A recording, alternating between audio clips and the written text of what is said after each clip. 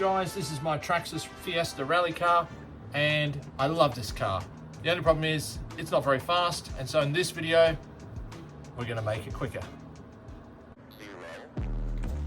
Good thing about these cars, they are pretty simple to get into. The only problem could be that I might not remember how. No, it looks all right. So what we're going to do is we're going to take out this brushless motor and put in this one.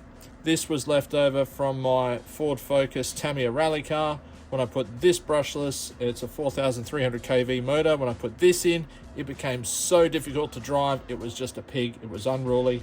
But I just realized the other day, this is great. It's punchy, but could use a little bit more. Plus my son has got a Traxxas Slash that he wants to go brushless, so this is a good upgrade for him.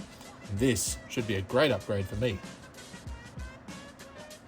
Guys, this channel is all about RC on a budget. I don't have the money of the big channels. These things are bought secondhand. They're bought for birthdays and Christmases and stuff. So the great thing about this upgrade, it's all cheap. This was the cheapest brushless setup that I could find 2 years ago on Amazon. I think the motor and ESC were 75 bucks. This was about the same price, but it's just a slightly lower powered motor. All you need to get this one out of the Traxxas is you need an Allen key to undo that screw.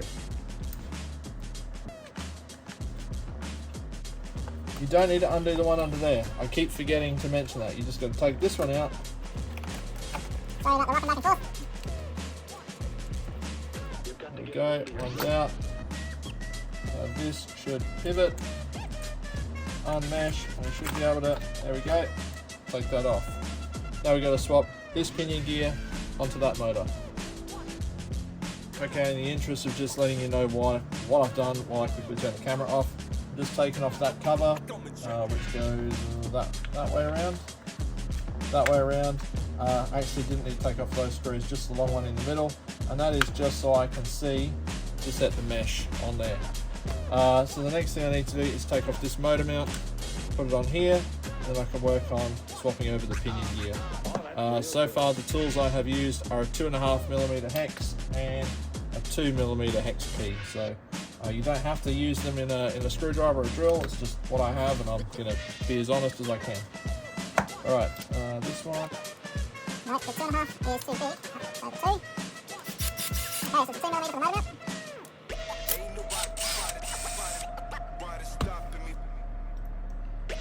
I think I had the motor mount like that, so the wire's pointed upright. So I'll try and do the same.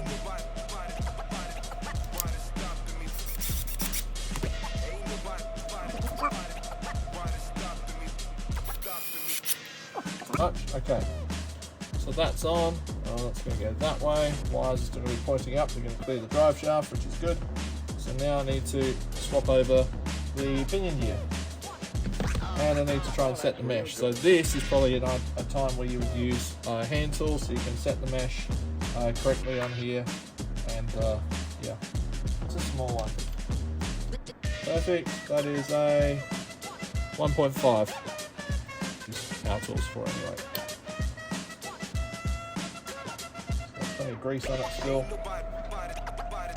I'm going to put it on the flat spot. For anyone that's new to this, you put a little grub screw in on the flat spot. Don't tighten it up too much because you need to set the mesh. Just tighten it up till it holds itself, because you want to make sure you got this right. Okay, so you're going to put this little notch down on that screw. Oh, that's pretty good. I don't know if I can show you it, but let me see if I can do stuff so you can see, but that, as you can see there, maybe like that, yeah. That pinion gear has lined up quite nicely on the spur gear. It's nice and central, so I'm pretty happy with that. I turn one, the other turns. Happy days. Alright, so what I do need to do is take that back out and lock it in. So what I might actually do, I might leave it there and spin this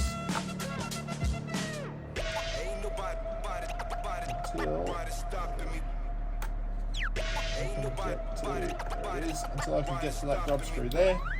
I don't have to take anything out. Just try.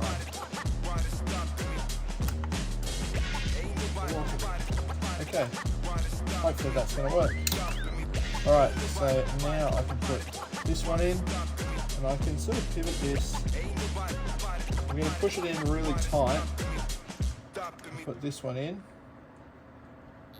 This one gets locked in, which I think is back to this one. Okay, can still see what I'm doing. I'm going to tighten this motor mount screw up. I have to sort of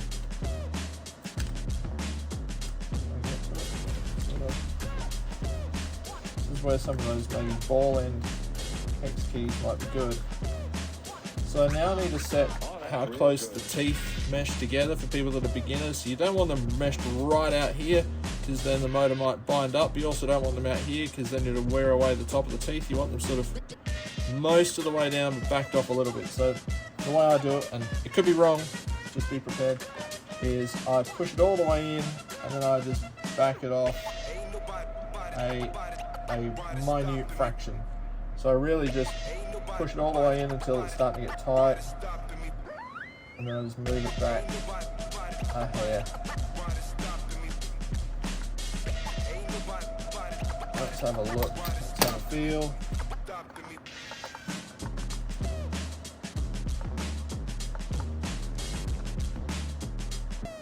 Should be pretty good. We'll see anyway. We'll hear it if it's wrong. Alright, so now that's done, I can put my cover back on, plug in my speed controller, then find a battery.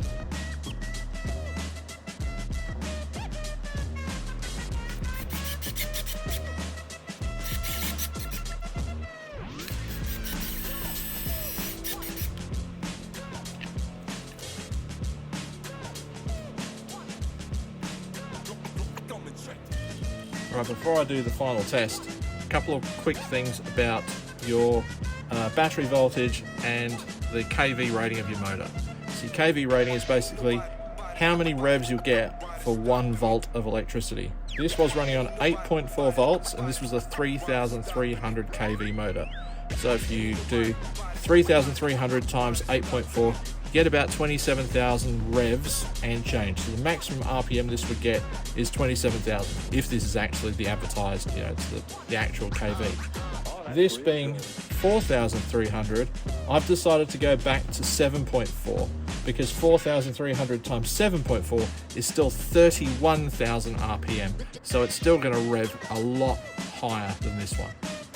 Alright, so do beware of that. Now when I go to turn this on, I'm going to turn on my transmitter first and hope that my batteries are charged. Then I'm going to turn on my ESC. Okay, now if I don't get any movement out of the back wheels, I'm just going to swap over 2 wires, but maybe holy moly. Okay, that might be a bit tight, but at least I've got it working. Okay, so I'm going to adjust the mesh.